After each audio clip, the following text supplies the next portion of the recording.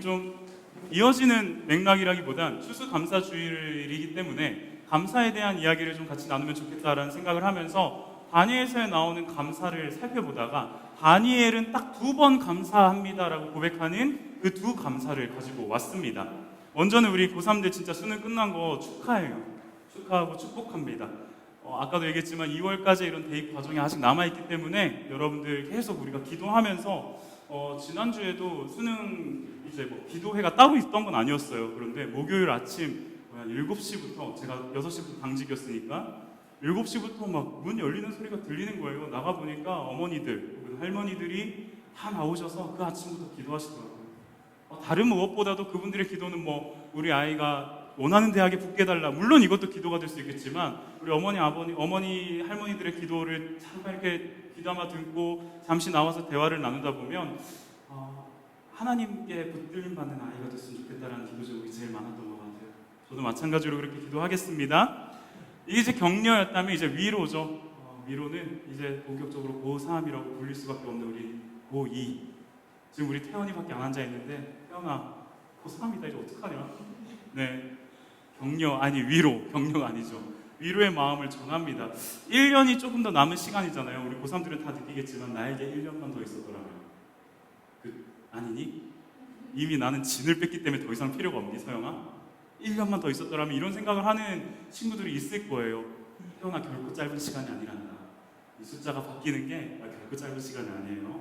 조금 더 최선을 다하면서 하나님께서 우리에게 주시는 길이 무엇인지를 발견하는 그런 자리가 되면 좋겠습니다. 오늘은 추수감사주일이죠. 말씀의 제목은 마침표 감사와 쉼표 감사고요. 추수감사주일, 원래는 사실 우리나라에 적용되기가 굉장히 애매한 절기입니다. 추수감사주일은 미국에서, 처음엔 영국이죠. 영국에서 청교도가 있었는데 그 청교도들이 박해를 받아서 메이플라워를 타고 미국으로 넘어가죠. 신대륙으로 넘어가고 나서 그곳에 정착을 하면서 하나님께서 우리에게 주신 이 정착지에 대한 감사를 올려드리는 땡스기빙 데이. 그래서 추수감사주일의 땡스기빙 데이의 하이라이트는 칠면조죠. 칠면조를 다 같이 구워 먹는 건데, 우리나라에서 칠면조 구워 먹는 거 보신 적 있으세요? 적어도 저는 한 번도 본 적이 없었던 것 같아요. 특별히 뭐 칠면조 구이집을 찾아가지 않는 이상 칠면조 먹는 거 참 쉽지 않은데, 이 동네는 약간 그 옛날 통닭 같은 느낌으로 칠면조를 굽는 것 같아요. 그렇게 같이 이제 나누는 거죠. 추수감사주일이라는 명칭 자체가 우리나라로 넘어온 것도 사실은 되게 우리나라의 계절상 맞지도 않아요. 이게 11월 넷째 주 목요일이나 셋째 주 목요일을 보통은 추수감사주일 땡스기빙 데이로 미국은 설정을 해놓는데, 우리나라는 그때는 이미 추수가 끝났죠. 끝나고 뭐 아무것도 없는 상태니까 사실 추석이 우리의 추수감사주일과도 맞먹는 절기일 텐데, 그래도 기독교적 역사 가운데서 가지고 온 이 추수감사주일을 한국 기독교가 받아들이기로 하고 어떤 의미를 붙이기 시작했냐면, 이제 한 해가 갔기 때문에 감사의 기도 제목을 올리자라는 의미로다가 추수감사주일을 올립니다. 그래서 뭐 지금은 농경문화 시대가 아니기 때문에 우리가 추수감사라는 표현을 드리기 좀 애매하지만 한 해를 감사하는 그런 시간이 오늘 자리라는 거. 그래서 감사에 초점을 맞춰서 함께 말씀을 나눠보고자 합니다. 수능을 마친 고3들도 있을 거고요. 또 이제 본격적으로 수험생에 뛰어드는 이제 고2, 태연이와 또 민서, 우건이 이런 친구들도 있을 거고, 새내기 티를 이제는 벗고서 고1 아니야, 나 이제 고2야 라고 이제 당당히 얘기할 수 있는 우리 고등학교 1학년 친구들도 있는데, 우리에게 한 해를 돌아봤을 때 어떠한 감사들이 남아있는지 한번 돌아보는 시간 되면 좋겠고요. 그 감사의 고백을 실제적으로 좀 올려드리는 자리가 되면 좋겠습니다. 오늘 본문은 아까도 제가 말씀드렸지만 독특해요. 다니엘은 딱 2번만 감사를 얘기해요. 물론 다니엘서 안에 감사라는 표현이 여러 가지가 있습니다. 한 5, 6가지가 있는데, 다니엘이 직접적으로 감사합니다라고 고백하는 건 딱 2개밖에 없어요. 그런데 너무 신기한 게 두 고백의 감사의 상황이 완전 정반대라는 거예요. 하나는 마침표의 감사였고요, 하나는 쉼표의 감사였습니다. 이게 어떤 의미인지 여러분들과 오늘 말씀을 살펴보면서 우리의 감사를 한번 점검해 보면 좋겠어요. 첫 번째는요, 마침표의 감사입니다. 다니엘서 2장 23절, 우리 한 번만 더 말씀 같이 함께 읽도록 하겠습니다. 함께 읽겠습니다. 시작. 나의 조상을 돌보신 하나님, 나에게 지혜와 힘을 주시며 주님께 간구한 것을 들어주시며 왕이 명령한 것을 알게 해주셨으니 주님께 감사하며 찬양을 드립니다. 아멘. 2장 23절의 내용인데요, 2주 전에 제가 말씀을 나눴던 내용입니다. 기억하시지 않겠죠? 설마. 대충 내용은 이런 겁니다. 아마 말씀을 드리면 기억할 거예요. 바벨론의 느부갓네살 왕이 다니엘과 그 친구들, 여러 친구들, 포로들을 데리고 이제 바벨론으로 끌고 가죠. 포로를 시키죠. 끌고 가서 이렇게 그들은 왕의 음식을 먹이고 이렇게 잘 성장하게 만들어 놨어요. 그런데 갑자기 어느 날 느부갓네살 왕이 꿈을 꾼 거예요. 꿈을 꾸고 나선 그 꿈의 내용 때문에 너무 마음이 번민해서 잠을 못 자고 있으니 왕이 그동안 내가 불러왔던 지혜자들을 다 데리고 와라. 그 지혜자들이 옵니다. 초엘리트들이죠. 그들이 와서 왕에게 무슨 일입니까? 라고 질문하고 느부갓네살 왕이 이렇게 얘기를 하죠. 내가 꿈을 꿨는데 보통은 이러이러한 꿈을 꿨지만 꿨다. 여기에 대해서 해석해줘 이거잖아요. 그런데 느부갓네살은 그날은 그렇게 하지 않았어요. 알다시피 내가 꿈을 꿨는데 이 꿈이 뭐게? 그리고 이게 뭘까? 어떤 의미일까? 그 꿈이 뭔지부터 얘기를 해라는 거예요. 그 얘기를 듣었던 지혜자들과 현인들은 말도 안 된다. 그건 신만 가능한 거지. 우리 불가능합니다라고 얘기를 하자 느부갓네살 왕의 이 핀트를 건드려 버렸죠. 니네 내가 그렇게 먹이고 재우고 다 해줬는데 모른다고? 죽어. 그때부터 척살이 시작되는 겁니다. 막 분석앵류처럼 다 지혜자들을 잡아 죽이고 있을 그때 다니엘이 하나님 자신을 잡으러 온 군대 장관에게 잠깐만 멈춰달라. 내가 친구들과 함께 기도하고 하나님의 은혜를 구한 다음에 왕 앞으로 나아가겠다 하고 나서 그렇게 친구들에게 나아가 우리 같이 기도하자 하고 바로 그 다음날 꿈에 하나님께서 느부갓네살이 꿨던 꿈을 보여주시고 해석의 은혜를 허락하시죠. 그 이후에 나온 찬양의 내용입니다. 주님께 감사합니다. 간구한 것을 들어주시고 느부갓네살 왕이 명령한 것, 그 꿈이 뭐야? 라고 물어봤을 때 그 명령한 것을 알게 해주셨으니 주님께 감사하며 찬양을 드립니다. 라고 이야기하는 것이 오늘 이 첫 번째 마침표 감사의 내용이에요. 이 23절은요, 기도 후에 꿈 내용과 그 해석을 알게 된 다니엘의 찬양이 들어져 있습니다. 지금 제가 표시해 놓은 것처럼 주님께 간구한 것을 들어주시고 왕이 명령한 것을 알게 해주셨으니 감사합니다예요. 내가 기도했던 것 들어주셨고 왕이 알고자 했던 것 나에게 알려주셨으니 감사합니다예요. 꿈을 구했더니 꿈을 알게 해주심에 대한 감사고요. 하나님께서 나를 이렇게 인도해 주신 것, 결과에 대한 감사를 하고 있어요. 하나님을 인정하는 사람들이 하는 기본적인 감사죠. 오늘 우리 추수감사주일에 수많은 감사들이 올려질 텐데 대부분의 감사는 요 감사입니다. 지나온 생활을 돌아보니 하나님께서 나에게 이렇게 해주셨군요. 감사합니다. 주님께 구한 것을 들어주셨군요. 감사합니다. 알게 해주셨군요. 감사합니다라는 마침표 상황에서의 결과를 알고 난 상황에서의 감사를 하게 되는 거죠. 알다시피 저는 수능 전날이 생일이었어요. 저는 항상 이 수능 어간에 껴있고 2023년 11월 16일은 수능 날이더라고요. 수능을 끝나고 이번 주일 이틀 전이죠. 교육자들이 이제 생일 파티를 해줬습니다. 생일 파티를 하는데 저희들에게는 뭐 늘상 그런 것들 있잖아요. 이렇게 카드 쓰는 거, 되게 늘 일반적인 말, 사랑하지 않으면서 사랑합니다 목사님 이런 거 적는 거 있잖아요. 그런 카드를 이제는 다들 너무 잘 알기 때문에 오는 눈앞에서 적어요. 처음에는 그렇게 막 숨기면서 적다가 이제는 그냥 눈앞에 대놓고 뭐라고 적어줄까요? 이러면서 물어보면서 적어요. 그렇게 이제 카드를 적으시던 한 전도사님이 저에게 그렇게 말씀을 하시는 거예요. 올해 2022년은 곽신영 목사님의 해인 것 같아요 라고 이야기를 하더라고요. 이게 무슨 말이지? 내 해라니? 라고 생각하면서 곰곰이 그 말을 곱씹어 봤어요. 처음은 지안이가 태어났고요. 2022년 3월 9일 대선날 지안이가 태어났고요. 그리고 3년에 제가 방황을 한 끝에 이제 사역을 본격적으로 시작한 처음 교역자들이 모여서 드림센터 9층에서 찍었던 사진이에요. 처음 이렇게 사역을 시작했고 그 사역의 자리가 아름빛 교회라는 것도 저에게 너무나 감사의 기도 제목이더라고요. 거기서 끝나지 않아요. 알다시피 누가 여기다가 이상한 노래를 입혀가지고 그 낙인 가슴에 새긴 것처럼 머리에 낙인을 찍었다고 목사 안수. 그래서 제가 이제 신학과를 다니겠다라고 19살에 결단을 하고 나서 목사가 되기까지 15년의 시간이 흘렀다고 지난번에 한번 얘기했잖아요. 이번 해에 올 해에 목사 안수를 받았고요. 거기서 끝나지 않고 생일까지 처음으로 이제 아들과 함께하는 생일이었죠. 이런 감사의 제목들이 저에게 차고 넘치는 것을 볼 수 있었어요. 정말 그 전사님 말처럼 2022년은 곽신영의 해구나. 이게 또 토종 비결을 믿으면 안 되겠지만 내가 좀 이번 해에 뭔가 있었구나라고 생각할 정도로 지나온 모든 시간들을 돌아보니 순서상으로, 시간 순서상으로 쭉 돌아보니 정말 감사할 제목들이 넘치고 넘치는 거예요. 돌아보니 하나님의 인도하심을 고백할 수밖에 없는 감사였습니다. 근데 이게 저만 그런 게 아닐 거예요. 여러분들도 마찬가지일걸요. 우여곡절 끝에 우리가 수능을 보았죠. 무사히 수험 생활, 사실 여러분들, 우리 특히나 고3들은 코로나 직격탄을 맞은 세대잖아요. 정말 힘겨운 시간들을 겪어가면서 수능을 치렀고요.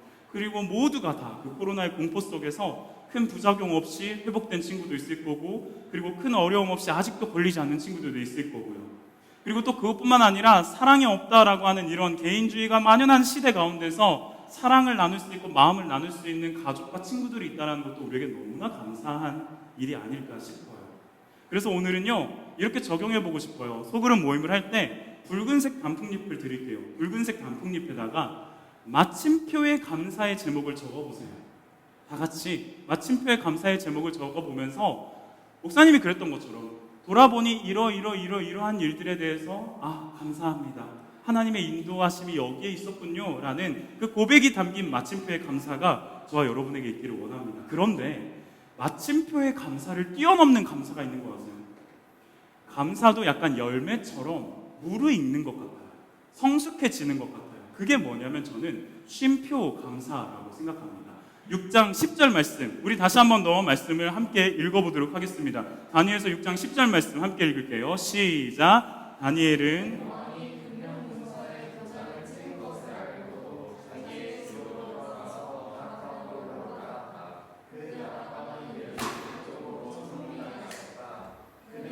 하듯이 하루에 3번씩 그의 하나님께 무릎을 꿇고 기도하며 감사를 드렸다.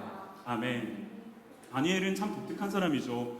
바벨론으로 느부갓네살 왕에 의해서 포로로 끌려가서 거기서도 꿈을 해석하면서 높은 고관 자리에 이렇게 올라가더니 그 다음 왕, 그러니까 그 바벨론을 무너뜨린 메대 왕 다리오 시대입니다. 다리오 왕에게 있어서도 높은 자리에 올라가서 식권을 행하는 그런 장면을 볼 수 있고요. 또 하나, 이 다리오 메대가 망하고 페르시아 바사가 임했을 때 페르시아를 통해서 고레스 왕에게도 그런 총애를 받는 그런 다니엘이 되는 거죠.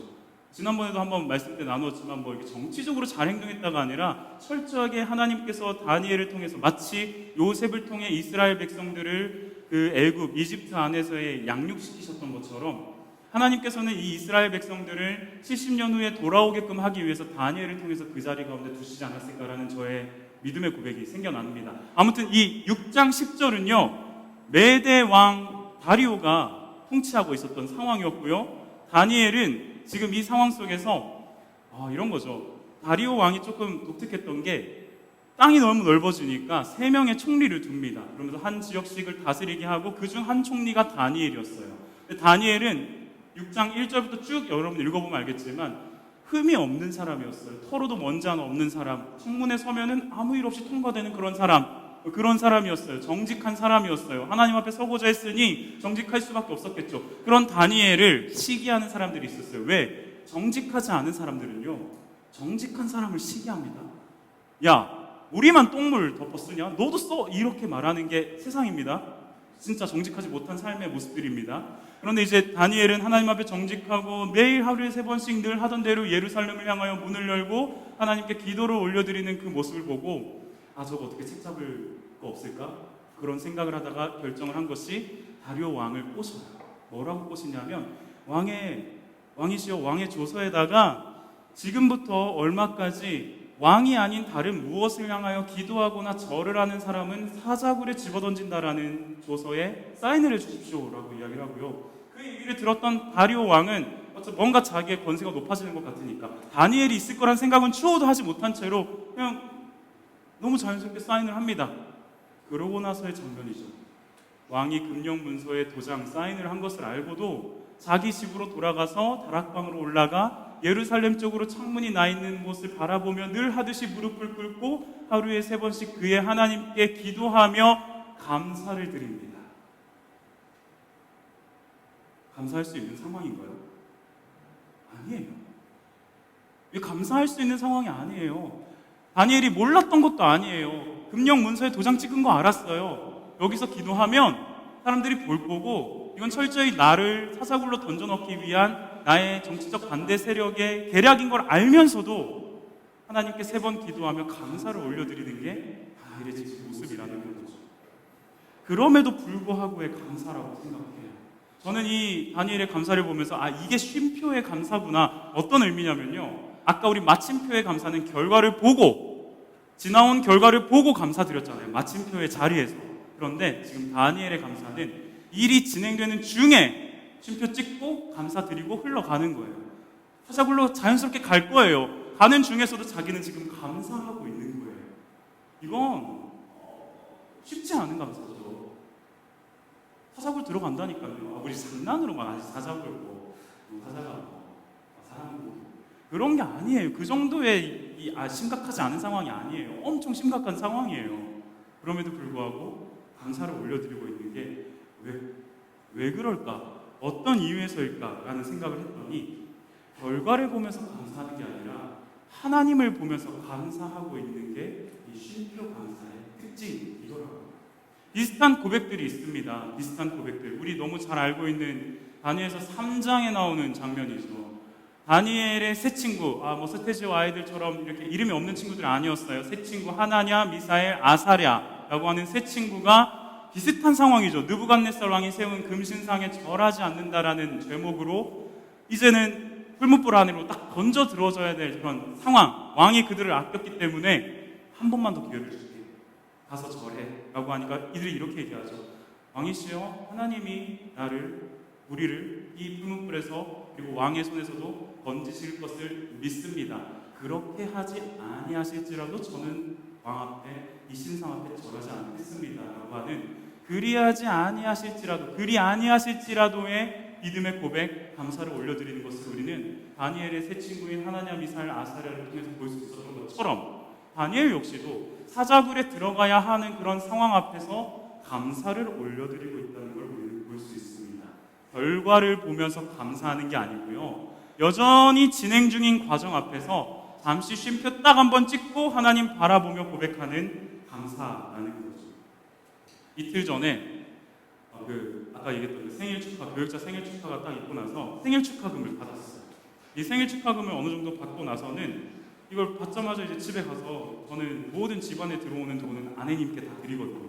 바쳐야 돼요.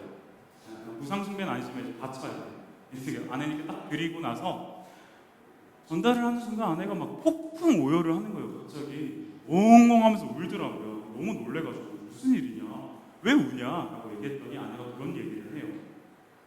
재정적으로 지금 우리 집안이 넉넉하지 않은 상황이에요.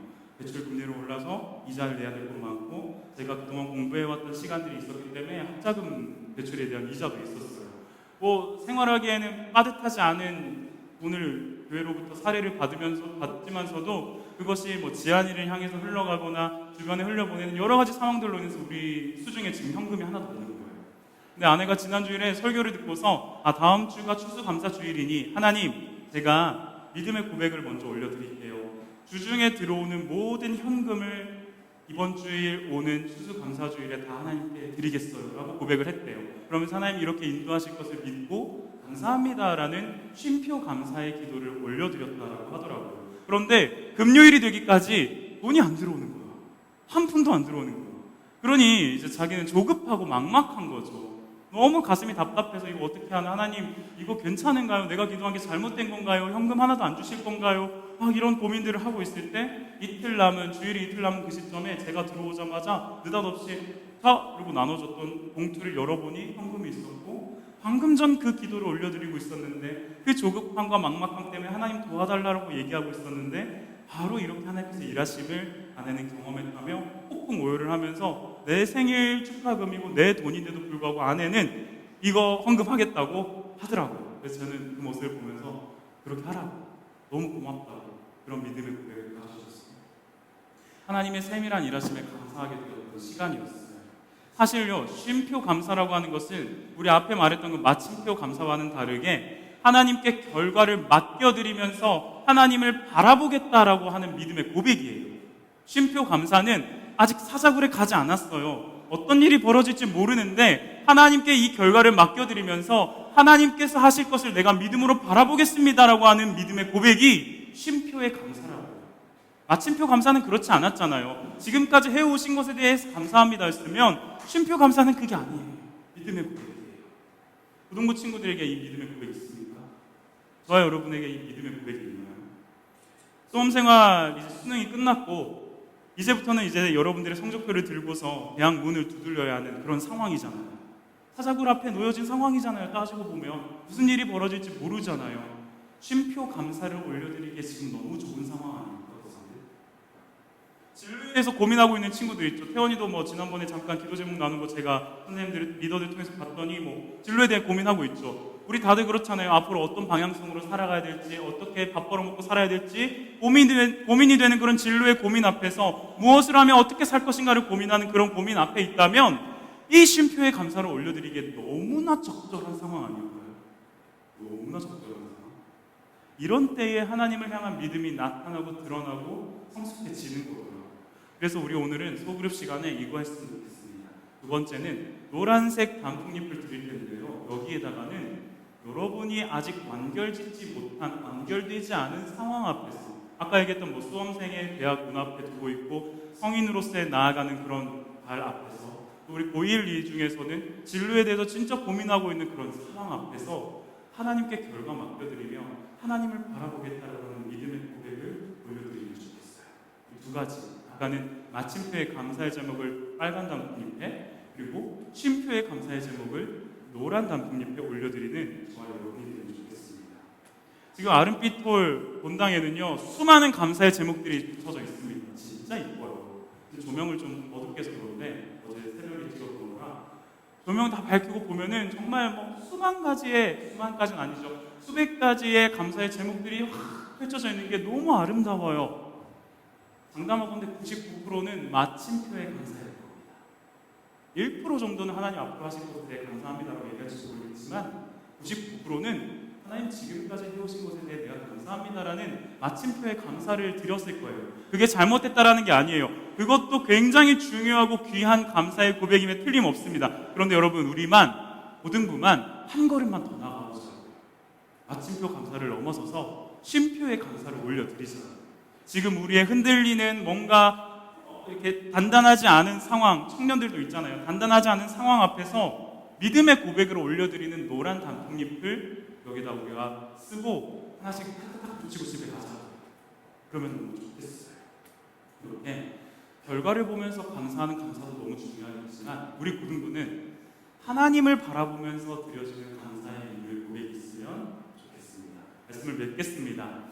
감사를 고민하다가 어떤 말씀으로 이걸 마무리 지을까 고민하다가 감사에는요 독특한 지점이 하나 있더라고요. 성경이 말하는 감사가 하나 있는데 어떤 감사냐면 감사제를 올려드립니다라고 하는 시편의 그 모든 감사제, 레위기에 있는 모든 감사제는 화목제라고 하는 제사더라고요. 감사제는 화목제다. 이 화목제가 뭐냐면 하나님과 사람 사이의 관계를 회복하는 것이 화목제거든요.